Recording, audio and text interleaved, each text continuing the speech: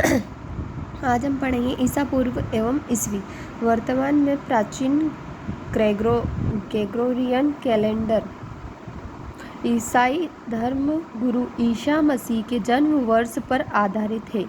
ईसा मसीह के जन्म के पहले के समय को ईसा पूर्व कहा जाता है। ईसा पूर्व वर्षों की गिनती उल्टी दिशा में होती है।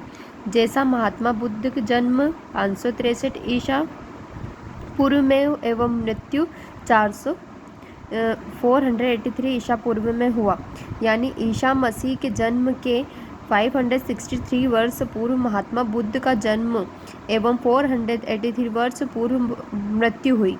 ईसा मसीह की जन्म तिथि से आरंभ हुआ सन ईस्वी मन कहलाता है।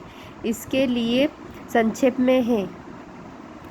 में ईसा लिखा जाता है। ईसा को लैटिन भाषा के शब्द एडी में भी लिखा जाता है। एडी यानी एनो डोमिनी, जिसका शाब्दिक अर्थ है in the year of Lord.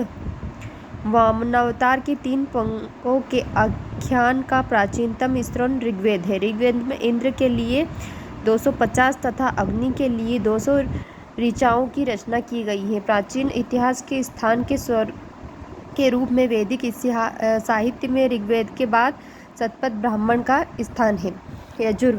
Yajurveda में सस्वर पाठ के लिए मंत्रों तथा बलि के समय अनुपालन के लिए नियमों एवं संकल्प यजुर्वेद कहलाता है। इसके पठनकर्ता मतलब पढ़ने को अर्धव्यू कहते हैं। यजुर्वेद में यज्ञों के नियमों एवं विधि विधानों का संकलन मिलता है। इसमें बलिदान विधि का भी वर्णन है। यह एक ऐसा वेद है जो गग और पग दोनों में है। सामवेद, साम का शाब्दिक अर्थ है गान। इस वेद में मुख्यतः यज्ञों के अवसर पर गाए जाने वाले ऋचाओं, मंत्रों, संकल्प हैं। इसके पाठकर्ता को अद्रत कहते हैं। इसका संकलन ऋग्वेद पर आधारित है। इसे भारतीय संगीत का जनक कहा जाता है। यजुर्वेद तथा सामवेद में किसी भी विशिष्ट ऐतिहासिक घटना को वर्णन नहीं मिलता।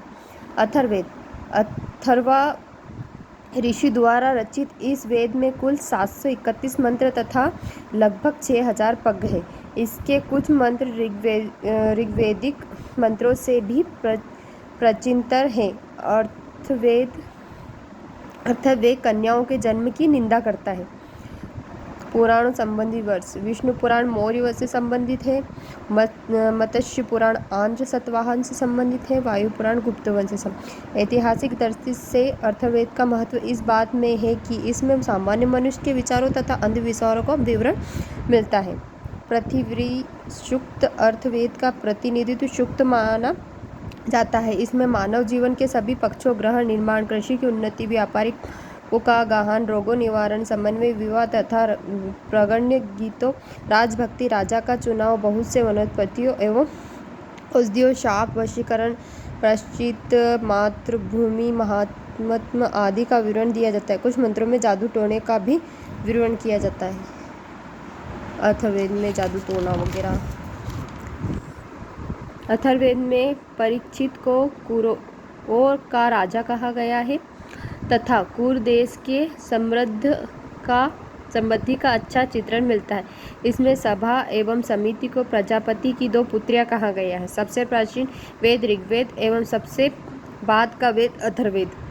वेदों को भली भांति समझने के लिए 6 वेदों की रचना हुई। ये है शिक्षा, ज्योतिष, कल्प, व्याकरण, निरूप तथा छंद। भारतीय ऐतिहासिक कथाओं का सबसे अच्छा क्रमबद्ध विवरण पुराणों में मिलता है। इसके रचयिता